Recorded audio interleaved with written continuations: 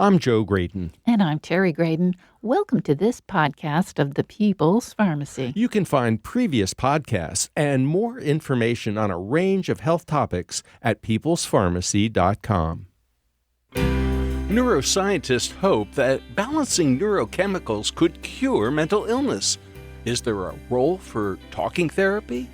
This is the People's Pharmacy with Terry and Joe Graydon.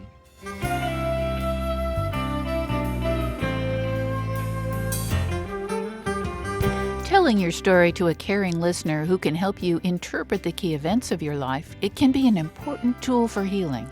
Dr. Robert Waldinger is a psychiatrist, Zen master, and meditation instructor. He's also co-author of the book, The Good Life. What has his research taught him about achieving happiness? Nowadays, most people with psychological conditions get prescriptions.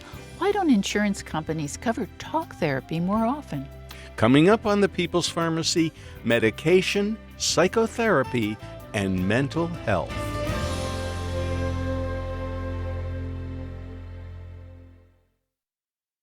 In the People's Pharmacy Health Headlines, cleaning your house with some very common chemicals could be bad for the brain. That's the bottom line from a study published in Nature Neuroscience. Researchers found that quaternary ammonium compounds posed problems. These chemicals, called quats for short, are found in fabric softeners, shampoos, sunscreens, disinfectants, baby wipes, and shaving cream. Another class of compounds that are worrisome are organophosphate flame retardants, found in furniture, building materials, and electronics. Both classes of chemicals can damage cells called oligodendrocytes. These brain cells are essential for proper neurological functioning.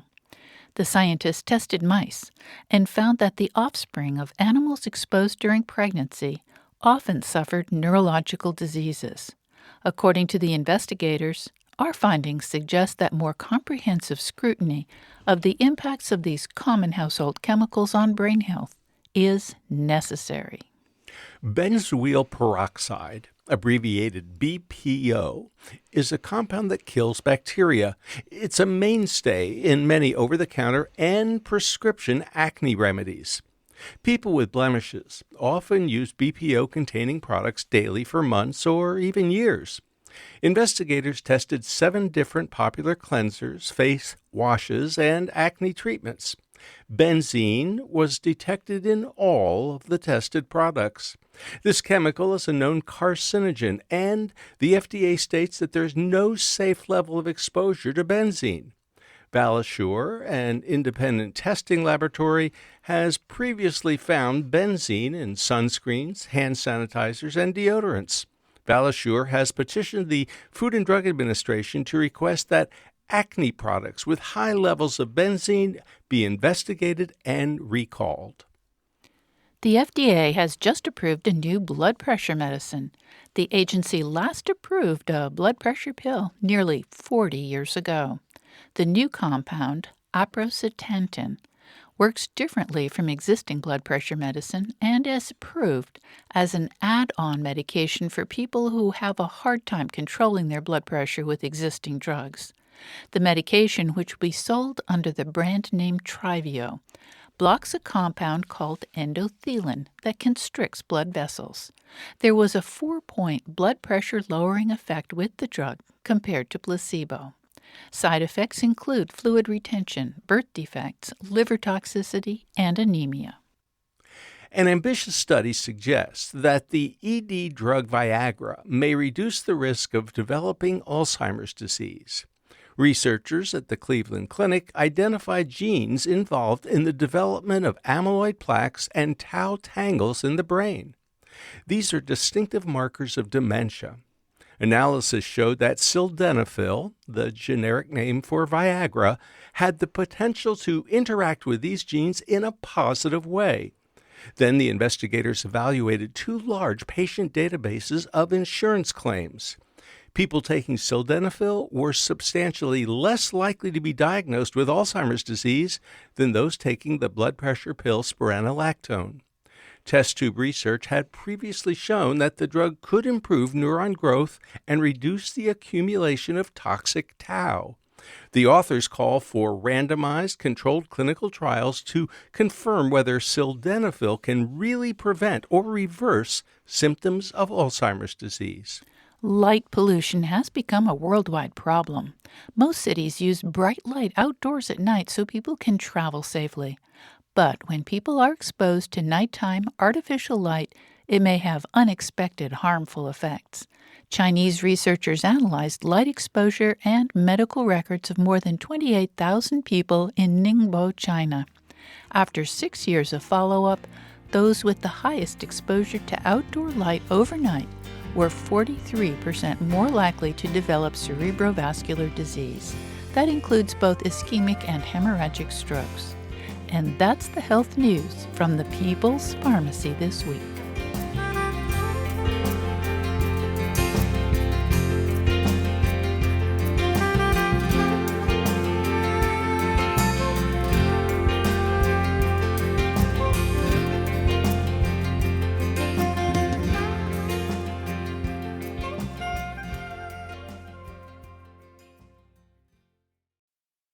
Welcome to the People's Pharmacy. I'm Terry Graydon. And I'm Joe Graydon. A few months ago, we spoke with Dr. Robert Waldinger about his book, The Good Life.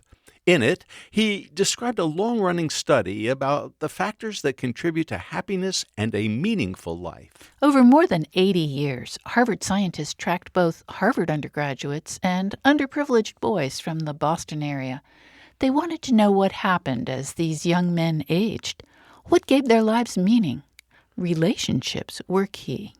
We were so intrigued by Dr. Waldinger's background as a Zen master, meditation expert, and psychiatrist that we wanted to know more about how the study affected him and how he uses psychodynamic therapy. He's a professor of psychiatry at Harvard Medical School, director of the Harvard Study of Adult Development at Massachusetts General Hospital, and co-founder of the Lifespan Research Foundation. Dr. Waldinger directs a psychotherapy teaching program for Harvard psychiatry residents. He's the co-author with Dr. Mark Schultz of the book, The Good Life, Lessons from the World's Longest Scientific Study on Happiness. Welcome back to the People's Pharmacy, Dr. Robert Waldinger. I'm so glad to be here. Dr. Waldinger, we recently talked to you about your book, The Good Life, Lessons from the World's Longest Scientific Study on Happiness. And I'm just wondering, were you prepared for the extraordinary reaction, the interest, the excitement about this book? Or did that come as a bit of a surprise to you? It did come as a surprise. And when I gave a TED Talk about the study in 2015, it came as a total shock that the talk went viral. I think what's been so wonderful is that people are wanting to hear about how relationships really matter in our lives. But it's been quite a surprise because sometimes I sit and I think, gee, this stuff is something my grandmother would have said. So all I'm doing is telling you about the science that backs it up. Well, I imagine you've gotten quite a range of responses. Which one was most unexpected? I have a friend who's a really cynical media person. Now, I realize those don't exist very often, but she's a very cynical media person. And she's skeptical and she doesn't like most of what she reads. And she called me up and she said, I just finished your book. And as soon as I put it down, I called up my friend Rachel and I said, Rachel, we love each other. We have such a great time together. We have to see each other more often. That was the best response I could have had from anybody. Absolutely. Now, Dr. Waldinger, you are a professor of psychiatry at Harvard. You've had a background in psychoanalysis. You are also a Zen master, and you teach meditation all around the world. I mean, this is an incredible combination of skills. Can you tell us a little bit about your journey, please? Well, I used to think they were all skills that didn't relate to each other. And actually, I kept my Zen life kind of quiet from my academic colleagues. And then I realized, it's all about studying human life and the human condition. Whether I'm studying people through my research or working with patients in psychotherapy or sitting on a cushion and watching my own messy mind. And so really it's been a journey of pursuing my fascination with life and with all the different ways that people go through human life. I absolutely love that process of understanding more and more deeply the human condition. Joe just mentioned that you do have a background in psychotherapy, and that has kind of fallen out of favor in the 21st century. Can you tell us how you got interested in talk therapy in general and psychotherapy in particular? My own interest came from medical school, where I watched really good therapists interview people and talk with people about the things that were their deepest concerns. And it was so interesting, both what people told us about their lives, but also then how these therapists could listen and listen beneath the surface and understand somebody's deepest concerns, then reflect it back to them so that someone felt understood, sometimes for the first time. What I realized is that most of us want to be seen for who we really are, and that one of the processes of psychotherapy that's so healing is to work with somebody who you feel gets you, who you feel actually sees you. And many times people have kept themselves hidden from others for decades. So what I found was this was the most compelling thing that I found in medicine. And gradually I began to realize that that's what I wanted to pursue for my clinical specialty. Dr. Waldinger, I think that when most people think about psychoanalysis, or even sometimes just quote unquote psychotherapy, they consider it, if they consider it at all, they think, oh, Freud. They think his famous couch. They think, well, that's for rich people. It's for people who have, minor psychological problems. They're self-indulgent. What really works today? Pharmaceuticals. And insurance companies love pharmaceuticals because they don't have to pay for regular talk therapy. Is there a role for psychoanalysis or psychodynamic therapy in the 21st century? Well, you've just given us a beautiful catalog of the major myths about psychotherapy. And yes, there's, of course, a role for this. Most people want someone to talk to about their lives. And in fact, even my friends who are psychopharmacologists, when you ask them, what do you do for most of the 20 or 30-minute visit with your patient? They say, I do psychotherapy. We talk about their life and what's going on in their lives. So there's a myth that medication will do everything we need. Medication does a lot. And I'm so thankful that I have medication to use as a practitioner in my own work as a psychiatrist. But medication is quite limited. Just like psychotherapy can't do everything. Many times people benefit from having both medication and psychotherapy. But when we think about Freud, we think, oh, that's so old school. Well, actually, it turns out Freud was right about a whole lot of things. He was also wrong about a lot of things. And Freud himself threw out his ideas that he realized were not really very helpful or accurate. He would have continued to throw out more of his own ideas if he had continued to practice to this day. But that doesn't mean we want to throw out all of Freud.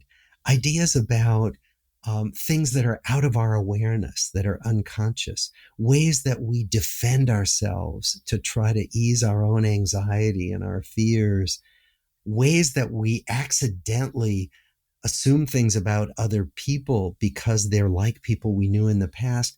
Those are concepts that are happening, are relevant to everything that's happening all day long.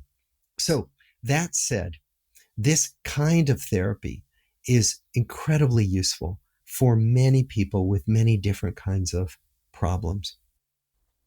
Well, I wonder if there is kind of a mythology that, okay, psychotherapy, yeah, it works if you're anxious. It works if maybe you have some obsessive compulsive disorder, but really serious mental illness, depression or bipolar disease or maybe even schizophrenia. Now, those you can't talk them out. You got to take powerful antipsychotic medications or antidepressants. Is there a role for psychotherapy for serious mental illness? There is absolutely a role for psychotherapy in serious mental illness. You are right in what you say that psychotherapy doesn't cure particular symptoms like psychosis, right? Like the hallucinations and delusional beliefs of schizophrenia. Absolutely. And we don't use psychotherapy for that purpose. We use psychotherapy in serious mental illness for different purposes, like support. So what they find, for example, is that people with schizophrenia, people with severe bipolar disorder, do far better. They're hospitalized less often if they see a therapist regularly, a therapist who cares about them, who knows about their life, who can see when things are starting to get worse and when they need, for example, an adjustment to their medication, so that the combination of medication and psychotherapy for the most serious mental illnesses, that combination has been shown to work better than medication alone or than psychotherapy alone. But then, to your point about depression is the second most common illness in the world.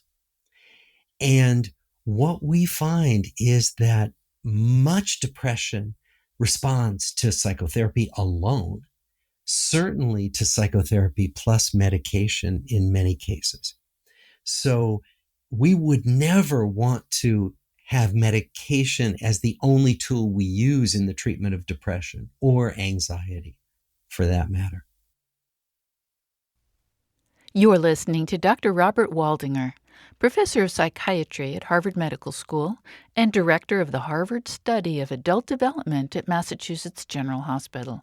He's co-founder of the Lifespan Research Foundation and co-author with Mark Schultz of the book The Good Life. Dr. Waldinger directs a psychotherapy teaching program for Harvard psychiatry residents, and as a Zen master, he teaches meditation. After the break, we'll find out how modern-day psychiatrists learn to value talk therapy and medications. What's the difference between psychodynamic therapy and classic psychoanalysis? Why is the unconscious mind so powerful? Can you use talk therapy to help someone with serious mental illness? Why don't insurance companies embrace talk therapy as enthusiastically as pharmacotherapy?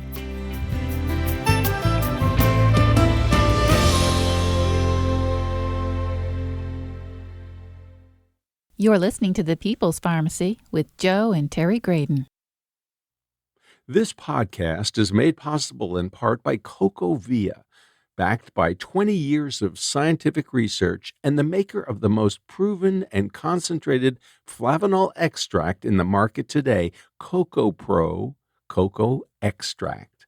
Cocoa flavanols are among the most studied plant-based bioactives today and are clinically proven to promote cardiovascular and brain health for the long term, supporting a strong heart and better memory. Get 15% off your order of any CocoVia product by using the discount code PPOD15.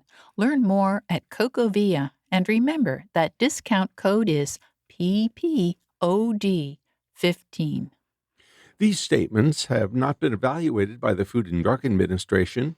This product is not intended to diagnose, treat, cure, or prevent any disease.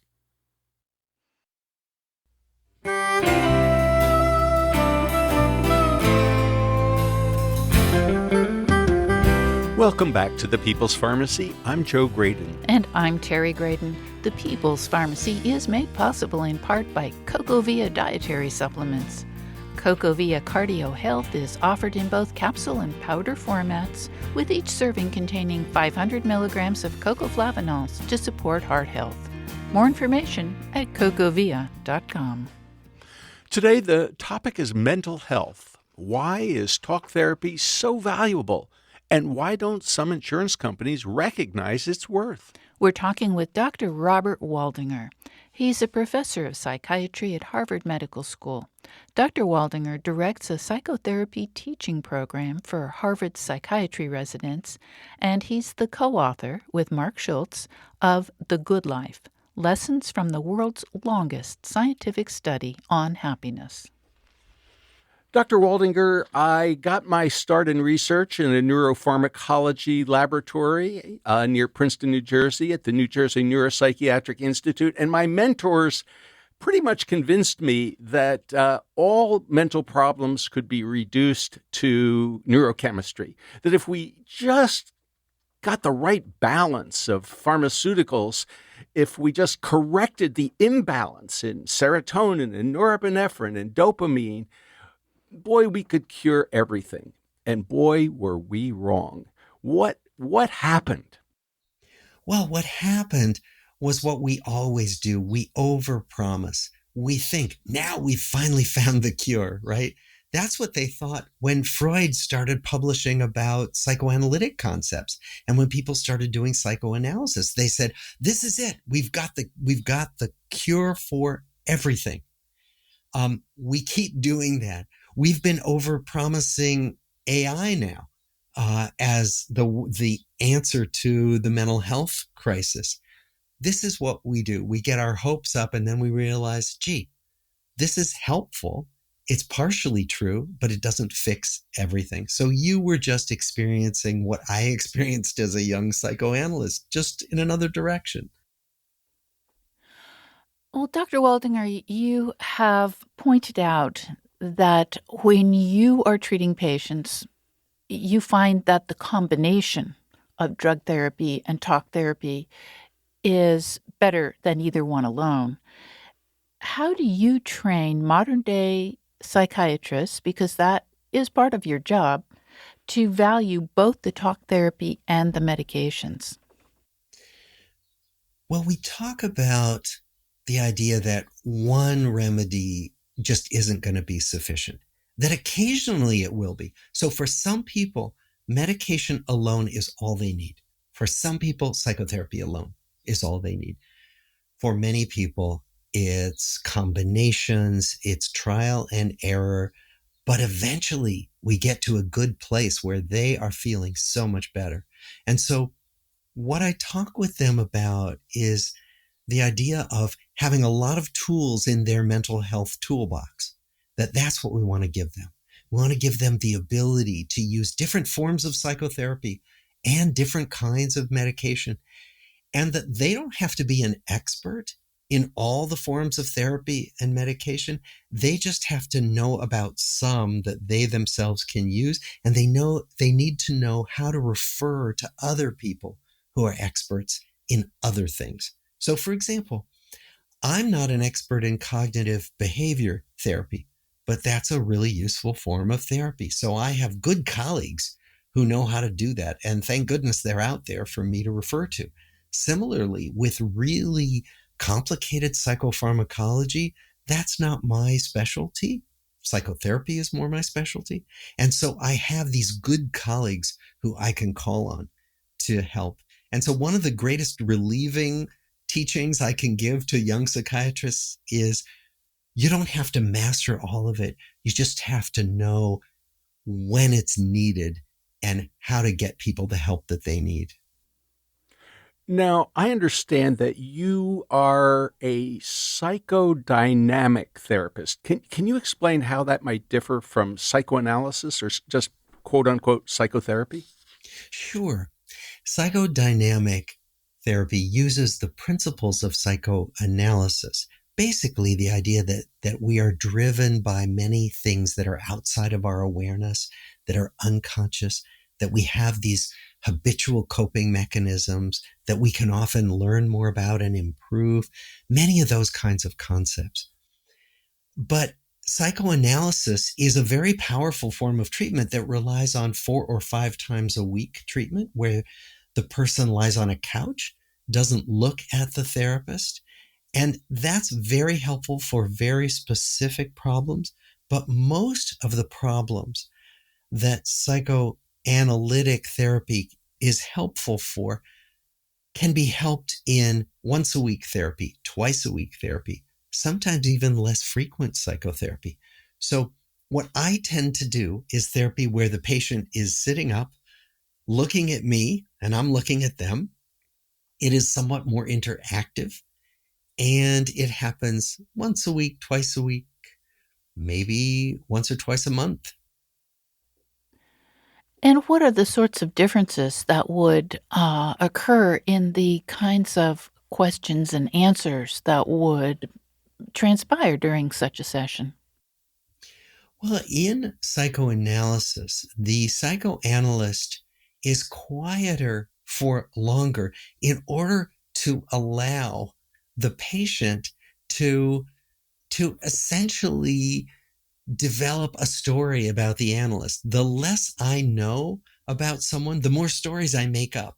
And we deliberately cultivate that and encourage that in psychoanalysis, because then someone gets to look at, oh, this is how I tend to make up stories about an older man or a younger woman or whoever the therapist might be, the analyst.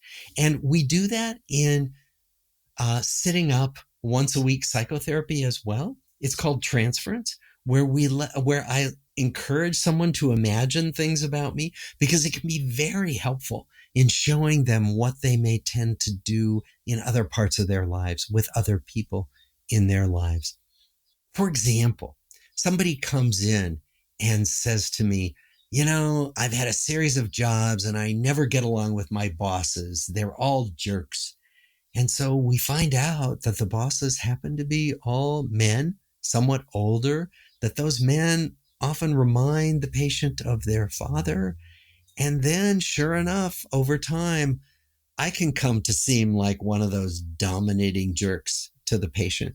And if we have a strong enough connection and alliance, the patient can begin to say, wait a minute, maybe you're not such a jerk. Maybe you're not so much like my father. And maybe I'm doing this elsewhere in my life. Maybe that could get better. Similarly, I help people realize that they've been picking all the wrong romantic partners. That's a common thing in therapy. That actually happened for me when I was a young man. I went to therapy first because I had several relationships that weren't working out. And what I came to understand in the therapy was that I was choosing the kind of person who formed a relationship with me where we drove each other crazy and it didn't work out. And it helped me to realize that, oh no, I actually would like to start dating different kinds of people. So these are just some of the examples of what a therapy can do that can be life-changing. Dr. Roldinger, it seems to me that our unconscious mind is something that is often, it's just beyond our capability of accessing, and that a psychoanalysis process can allow us to get in touch with that. And I apologize to our listeners for repeating this story because I have shared it so many times, but I had polio when I was young. 2-3 years of age. And I was locked in a polio ward where I couldn't see my parents for many weeks. And I was surrounded by aliens, right, healthcare professionals in white suits and masks. And it was painful because I was in traction. And as I got older and had to go back into the hospital for various things, I would always ask, is it going to hurt? Is it going to hurt? Yeah. And everybody always said no. No, this won't hurt. The nurses and the doctors. And it always hurt. They always lied to me. Yeah. And throughout my growing up period, I suppressed those memories completely. They were gone. I just made them go away. I had nightmares, but I couldn't remember being in the hospital when I was young. And I was not a very trusting person because I don't know. My unconscious mind said that people will lie to you. You can't believe what they're going to say. Right. And it took until I was in my 40s or 50s to recapture those painful childhood memories. And then I realized, oh yeah, I could be more trusting. And ever since then, it's been a much better relationship with all kinds of people in my life, including my family. Absolutely. And we now have the ability to say, you can trust me about this. And it reminds him that he could. So tell us why the unconscious mind is so powerful and important. Well, your story is so typical. And why wouldn't you be mistrustful? We come to expect the world to be a certain way based on our early experiences with family, with traumatic experiences like being hospitalized, like being mistreated by people we're supposed to be able to trust. And so there's a kind of imprinting that happens, we find, and that people then end up replaying situations. So you were almost certainly going to look for signs that you couldn't trust people. And of course, some of those times you were right. There are people in the world we can't trust. But Oh, yeah. what happened was that your antenna were so attuned to who you couldn't trust that you weren't able to see, oh, wait, there are these people who I can trust. And one of the things that psychotherapy can help us do is uncover these transferences, these stereotyping patterns that we have where we paint everybody with the same brush. You see, nobody's trustworthy. And because that was really, I'm sure, impairing your life as an adult. And so Yes, it Absolutely. was. yeah. So you began then to be able to say, oh, okay, I'm learning to trust my judgment better. It's not that I can trust everybody. It's that I can learn that I have good judgment. I can see the signs of who's trustworthy and who's not. Similarly, when I was a young man, I could say, I can see the signs of which romantic partners are going to drive me crazy and which won't. They won't all drive me crazy. And now I've been happily married for 37 years, thank goodness. And, so these things, so what we find is that psychotherapy can really help us do it differently. It can help us see the world differently and then have different kinds of relationships based on those new perceptions. I wonder if you can tell us about using talk therapy to help someone who does have a serious mental illness. Yes. Because what talk therapy can do is help somebody see where they're vulnerable. So if I have a serious mental illness, I've got certain vulnerabilities. That doesn't mean I'm globally impaired. It might mean, for example, if I'm prone to manic episodes, there are certain signs that I can learn to recognize. And when I'm losing my good judgment, when my energy is getting to be too high, when I'm likely to do things that I regret. A therapist can help me learn that and can help me see the warning signs, can help me recruit my friends and my family to notice, okay, when I call you at 3 a.m, that's a warning sign that I need help, right? Even if I call you and I'm all excited about a new idea I have, right? So there are certain ways that therapy can help people learn about the warning signs that tell us when we need help, often that we can't see ourselves. It can be a very powerful assist to keep us functioning. So actually, people with serious mental illness, most of them are out there in the world living their lives, living perfectly great lives. Because they've got the help that they need. They know the warning signs. They get help when those warning signs start to appear. So that's an example. Now, Dr. Waldinger, what you have been describing seems to me so intuitive, so valuable. And yet insurance companies, they're not as enthusiastic about talk therapy as they are about pharmacotherapy. It's like, hey, you could be taking fluoxetine, Prozac, at $10 or $15 a month. That'll solve the problem. Don't worry. Just just go with the flow. And the doctor may say, well, I can get that patient in and out of my office pretty fast. I could just write a script for fluoxetine or escitalopram or fill in the blank. How do we get our mental health care system to embrace talk therapy and to actually recognize that it can be an incredibly important addition to pharmacotherapy? That's such an important question. There have been good studies of this. They're called cost offset studies, where an insurer has offered one group of their clients access to psychotherapy, extra access, for example, and another group business as usual with their insurance plans.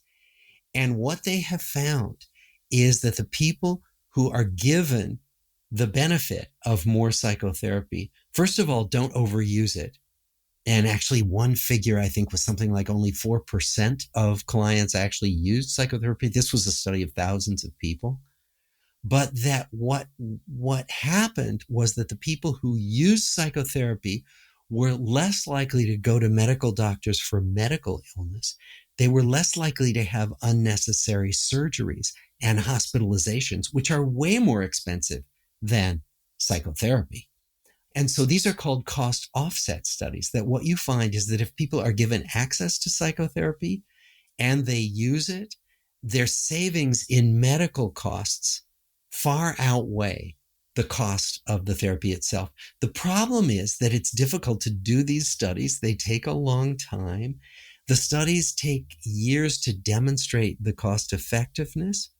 And that is often difficult in, for example, the area of public policy, because, politicians want to be able to demonstrate that you get savings within 6 months or 12 months, or certainly within an election cycle, right? Right. So when Hillary Clinton had a task force on psychotherapy, and Tipper Gore led a task force on mental health care, they tried to get legislation through that would essentially mandate benefits for psychotherapy in insurance policies. And it wasn't able to happen because of this difficulty in demonstrating these benefits within the time frame that was needed for politicians.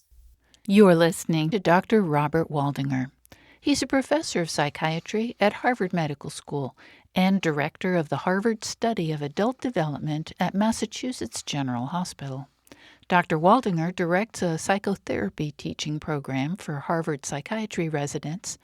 He's also the co-author with Dr. Mark Schultz of The Good Life, Lessons from the World's Longest Scientific Study on Happiness. After the break, we'll find out how psychotherapy can be a life-changing experience. Has becoming a Zen master changed the way Dr. Waldinger treats his patients? Being kind can help calm a tense situation. Shouldn't we do that more often?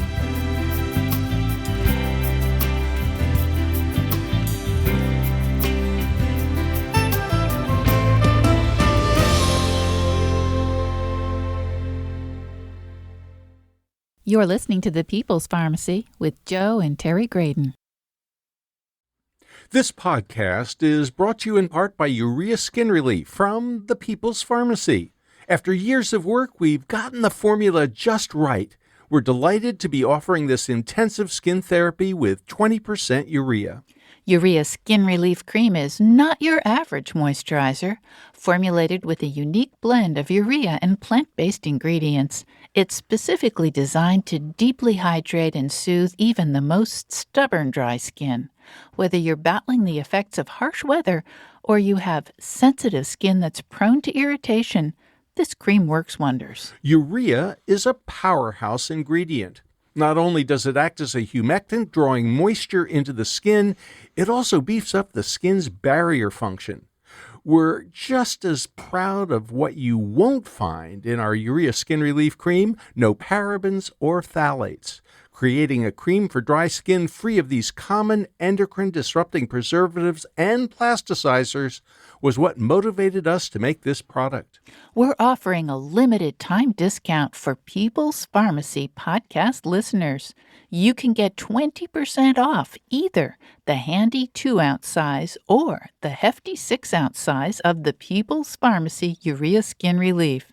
You'll find them both in the body care section of the store at peoplespharmacy.com. Make sure you put the code PP20 into the discount code box when you check out. That's capital P, PP20 for 20% off your Urea Skin Relief purchase through May 31, 2024 at peoplespharmacy.com.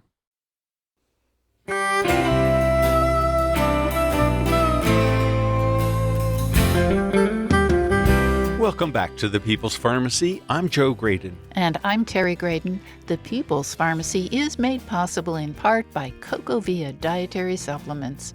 CocoVia Memory and Focus is a unique formula made with a special blend of ingredients that work together to promote attention and support long-term memory. It supports 5 areas of brain performance, all in one capsule. More information available at cocovia.com. Everyone has a story that can help give their life meaning. Telling your story to someone who can help you make sense of it can be a powerful tool for healing. Our guest is just such a listener. Dr. Robert Waldinger is professor of psychiatry at Harvard Medical School and the current director of the Harvard Study of Adult Development at Massachusetts General Hospital. He's co-founder of the Lifespan Research Foundation and directs the Psychotherapy teaching program for Harvard psychiatry residents. His book is The Good Life: Lessons from the World's Longest Scientific Study on Happiness. Dr. Waldinger, I heard when we first came to Durham, North Carolina, that the head of medicine at Duke University School of Medicine, I think his name was Dr. Eugene Stead, he required all the chief residents at Duke to undergo psychoanalysis with a renowned psychoanalytic therapist at the time.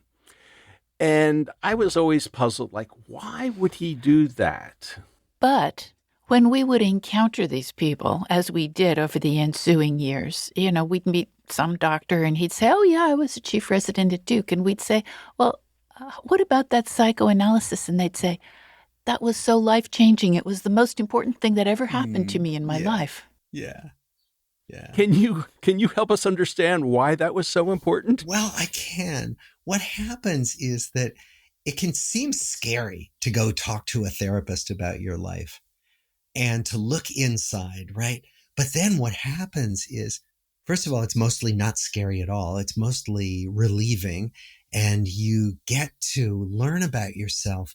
And really, for me, my psychoanalytic experience and psychotherapy experience before that was essentially a process of greater and greater self-acceptance. So things I was ashamed of, things I thought I was totally an outlier about and weird and defective, all of that shifted. And I really began to be more self-accepting. What happens then is if you're more self-accepting, you're much less defensive out there in the world. You're much kinder to people. You're much less thin-skinned, and you're much more accepting of other people. And so that's what I think people were talking about when they said, oh my gosh, this has been so life-changing. It certainly has been for me.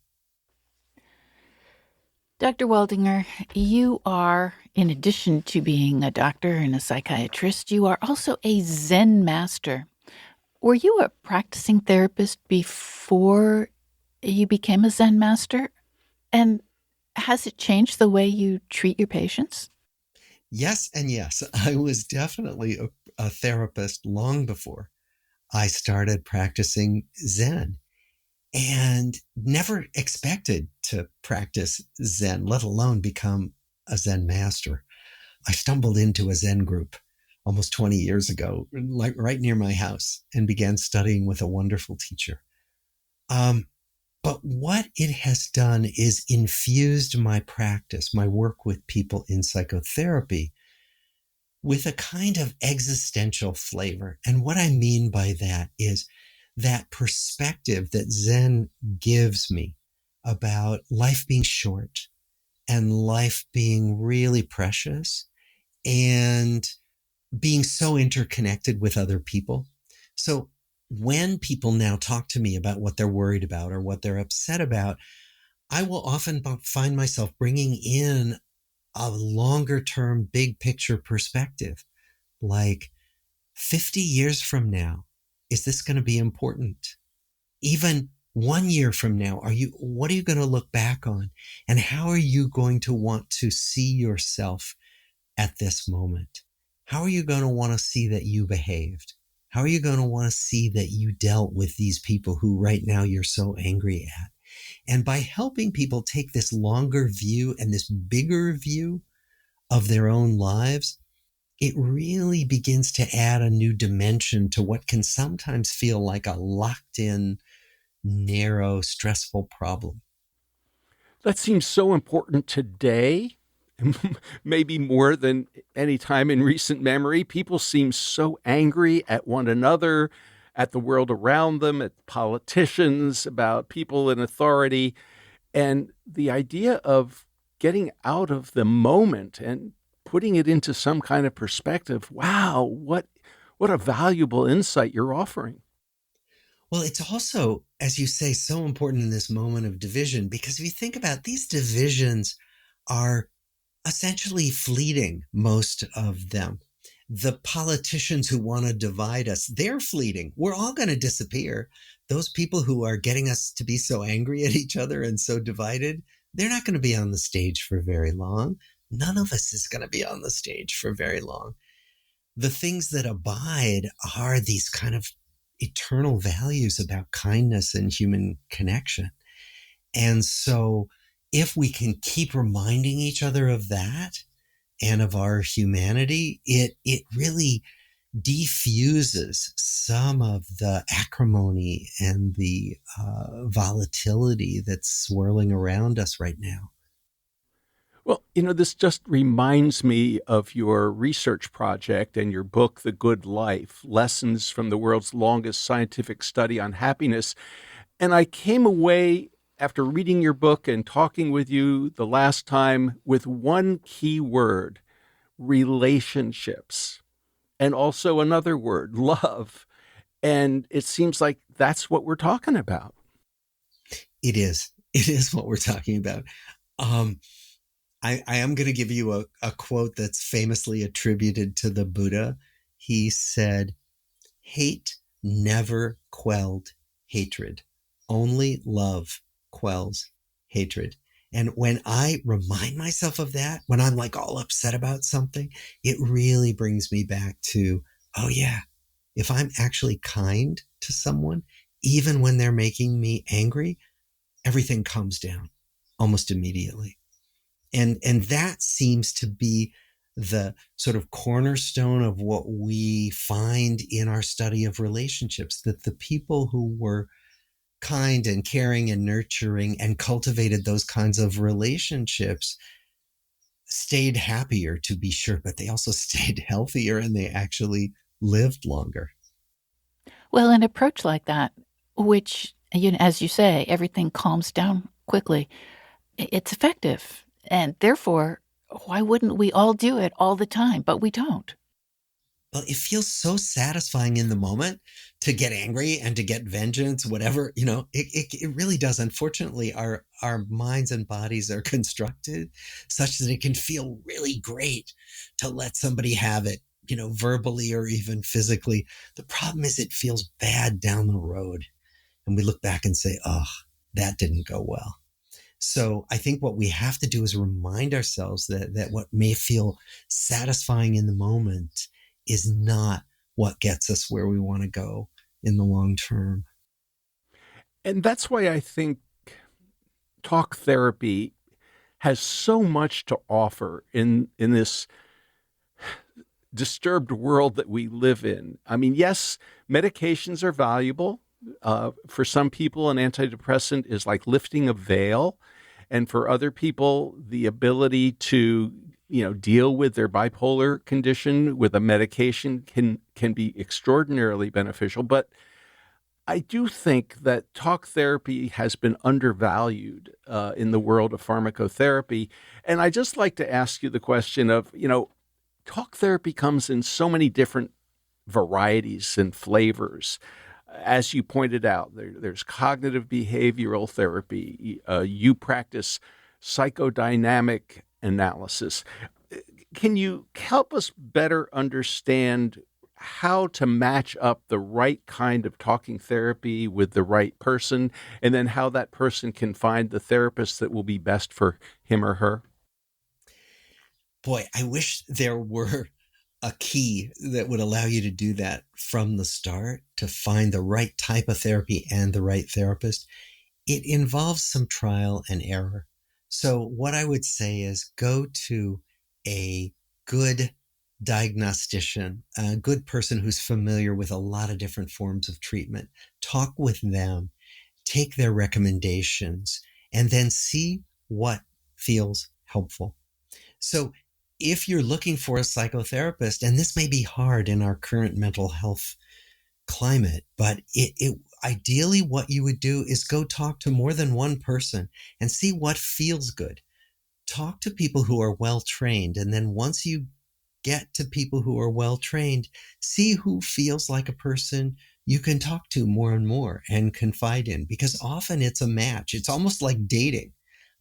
You want to find the person who really gets you and resonates with you. Similarly, with medication, there's a lot of trial and error. You try one medication and often it doesn't work, or it gives you a side effect that's unpleasant.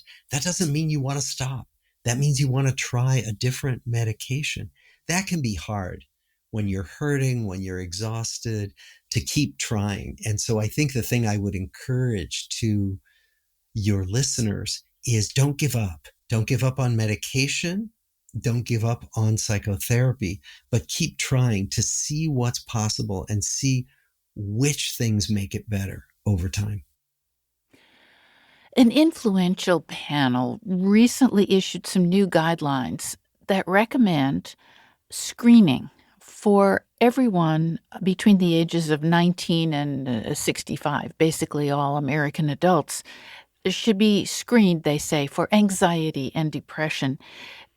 Is the current mental health crisis changing the way doctors need to practice medicine?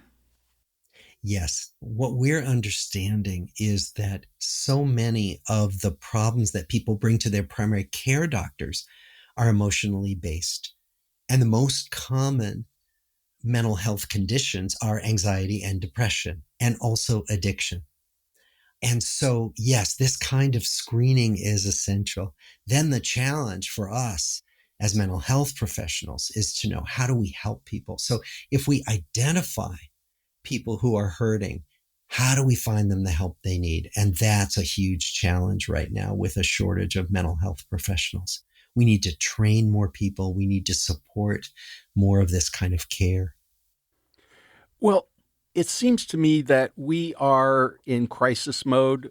We hear quite frequently when there is a shooting that, it's a mental health problem, but then nobody really wants to fund mental health care and train adequate numbers of therapists. And, all one has to do is go into the center city of any city in this country, and there are a lot of homeless people, and a lot of them have mental illness. Yeah. It's been estimated that I think the CDC says that 1 in 5 U.S. adults have mental illness at some point. Exactly. And our prisons are overwhelmed.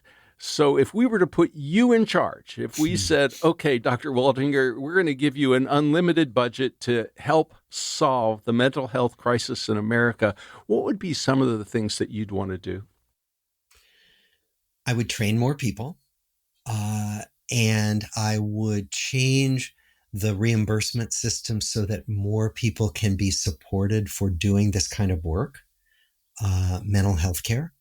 I would also fund the development of more interventions that reach more and more people so that we ease some of the disparities. We know that people who have more resources are the ones who are likely to get the care that they need. But we need to be able to reach people who are more marginalized, people without financial resources. And there are a lot of ways to do that with group interventions. There are also AI bots that can help. We have to be really careful and we have to learn more about how to do that. But there are chat bots that can screen for mental health problems that can help connect you to a human healthcare provider who can help. So there are a lot of ways to reach more people. And what I would do is get really busy funding training, funding interventions for larger groups of people, and also developing interventions for marginalized groups, for people of color, for LGBTQ communities, for those communities who are underserved. Dr. Waldinger, you have provided us tremendous insights, in part thanks to your wonderful book, The Good Life. And you have also been a mentor for a great many health professionals and psychiatrists as they move forward in their professional lives. What would you like to tell our listeners when it comes to seeking help for mental health issues, whether it's anxiety or whether it's a crisis situation? What should they be doing over the next months and years? Well, the first step is to talk to someone you trust. One of the things in my training that I was taught is never worry alone. And that applies to all of us, right? So if you feel like, oh God, I'm not feeling well, don't keep it to yourself. Talk to people, not to everybody, but to the people you trust, and know that help is out there. And then see what's available. You can talk to a primary care doctor. You can talk to clergy. You may have a trusted minister, rabbi, imam, somebody in your life who you can talk to. If you have a professor or a teacher, if you're in school, talk to a trusted teacher. Don't do this by yourself. You don't have to do it by yourself. And getting help from other people is the way through this. The other thing is that it won't last. It won't stay this way forever. So even though you may be having a hard time now, know that it can change, and know that there is really good help for this. Actually, much better help for most mental health conditions than we have for many physical health conditions. So the cause for optimism, if you're suffering from a mental health problem, you have good reason to be optimistic about it getting better and being able to find help. Dr. Robert Waldinger, thank you so much for talking with us on the People's Pharmacy today. This was a pleasure. Thank you for having me. You've been listening to Dr. Robert Waldinger, professor of psychiatry at Harvard Medical School, director of the Harvard Study of Adult Development at Massachusetts General Hospital, and co-founder of the Lifespan Research Foundation. He directs the psychotherapy teaching program for Harvard psychiatry residents. Dr. Waldinger is also a Zen master who teaches meditation. He is the co-author with Dr. Mark Schultz of The Good Life, Lessons from the World's Longest Scientific Study on Happiness. Lynn Siegel produced today's show. Al Wodarski engineered. Dave Graydon edits our interviews. B.J. Liederman composed our theme music. This show is a co-production of North Carolina Public Radio, WUNC, with the People's Pharmacy. The People's Pharmacy is brought to you in part by Cocoa Via Dietary Supplements, cocoflavanol supplements that support cognitive and cardiovascular health, made with a concentrated flavanol extract. More information at cocovia.com. Today's show is number 1350. You can find it online at peoplespharmacy.com. That's where you can share your comments about today's interview. Have you participated in psychotherapy sessions? How did that go? Did it change your way of thinking about the problem you were addressing? We're interested in your story. Our interviews are available through your favorite podcast provider. You'll find the show on our website on Monday morning. At peoplespharmacy.com, you can sign up for our free online newsletter. Get the latest news about important health stories. In Durham, North Carolina, I'm Joe Graydon. And I'm Terry Graydon. Thank you for listening. Please join us again next week.